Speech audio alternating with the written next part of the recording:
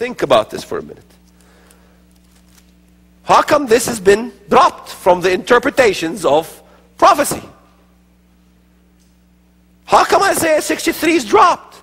Isaiah 19 is dropped. Habakkuk 3 is dropped.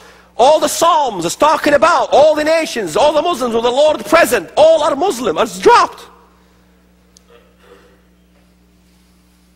What else is there? I mean, every part of the Bible. Do I need to go through Isaiah and Ezekiel and all these things? Even, you know, even Isaiah 13. How much time do we have left? 20 minutes? Mr. Stone's fallen asleep. I better say something more exciting.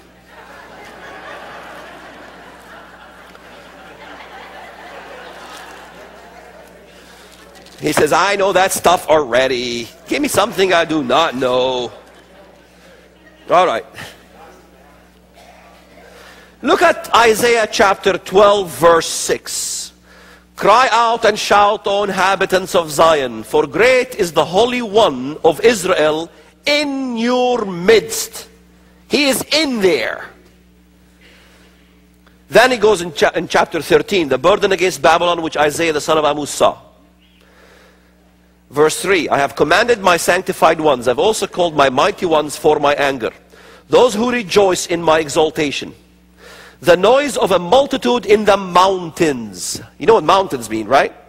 Like that of many people, a tumultuous noise. The kingdoms together, the Lord of hosts musters the army for battle. They come from a far country. The Lord and his weapon of indignation to destroy the whole land. By the way, you will be with the Lord fighting in Israel. Did you know that? Joel chapter 2 and 3 is very clear. The stars of heaven will fall and all these things. Now, Isaiah 14. Against the king of Babylon, right? Verse 4. He is nicknamed the king of Babylon, who is the Antichrist.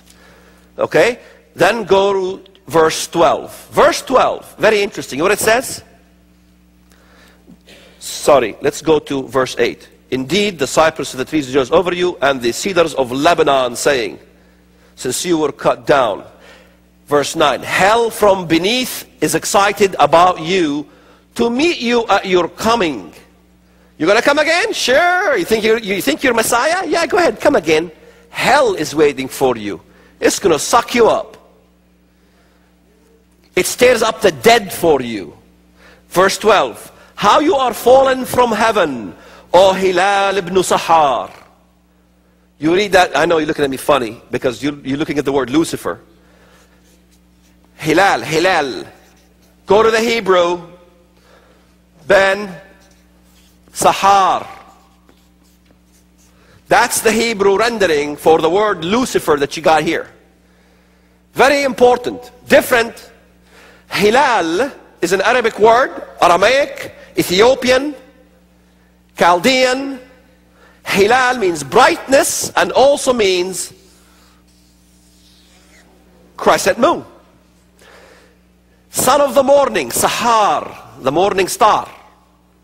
Now, you know that when the Gideon plucked away the crescent moons from the camels' necks? Remember that verse I shared with you? He plucked what? The Saharon, the crescent, the Sahar, son of the crescent also. The morning star, the whole thing. His nicknames, God loves nicknames. And by the way, most Americans think that here he is talking to the angel Lucifer in his heavenly realm or being. No. He's talking to Antichrist. He's calling him, you're a crescent. You don't believe me? Say this is not talking about Antichrist. This is talking about the angel Lucifer. Tell me that. It is about Lucifer, yes. It is about the devil, yes. But it's about the devil meeting the body of Antichrist as he's cast out of heaven as a star, rejected, down to earth to take over the world. Look what it says. Look at verse, that's right, verse 16. Those who see you will gaze at you. He's captured finally, right? And consider you, saying, is this the man who made the earth tremble? When was Lucifer a man? The 5 I's, you know, I will and I will and I will and I will. These are the declarations of Antichrist. He will sit on the sides of the north. And there you have it. It's all over. Now you go to the rest of the chapters of Isaiah. You go to chapter 15. It's talking about Moab, Jordan. Chapter 17, the burden against Damascus, Muslim country. Chapter 18, Cush, Ethiopia. By the way, in chapter 18 of Isaiah, Ethiopia, Cush, is not what you think as modern Ethiopia. You got to go to the Bible dictionary. For the word Cush is the landmass south of Egypt. And what is south of Egypt? Sudan, Somaliland, Muslim. Chapter 19. Behold, that's the one I shared with you. The Lord rides on a swift cloud and will come into Egypt. Will come into Egypt. Remember the first one? He's going to destroy Egypt. They all come at the end at the same time. We have just completed the 2007 International Prophecy Conference with nearly a dozen world-renowned speakers, but you don't have to miss a minute. I've been invited to many prophecy conferences, but this is the first one that I was allowed to talk about prophecy. Could the apparitions that perform numerous signs and wonders that the Catholic Christians revere and worship also be the same things that Muslims will also worship? Our spiritual link is so connected to Israel that whatever God promised Israel as a blessing can come upon us as Gentiles. By 2015, Muslims will make up a majority of the Russian army.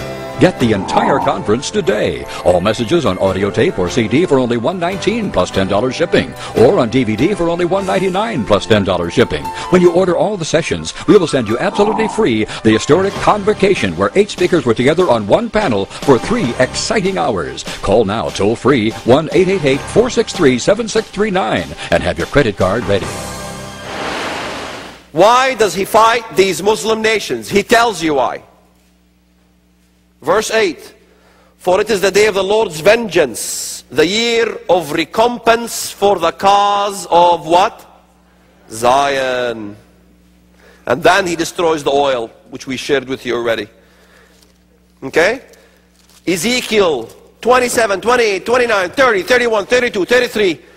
Takes hours just to go over the stuff when the nations are thrown into the pit, one by one, into the pit, into the pit. Antichrist tries to change times and laws. Who's trying to change all your laws, my American friends?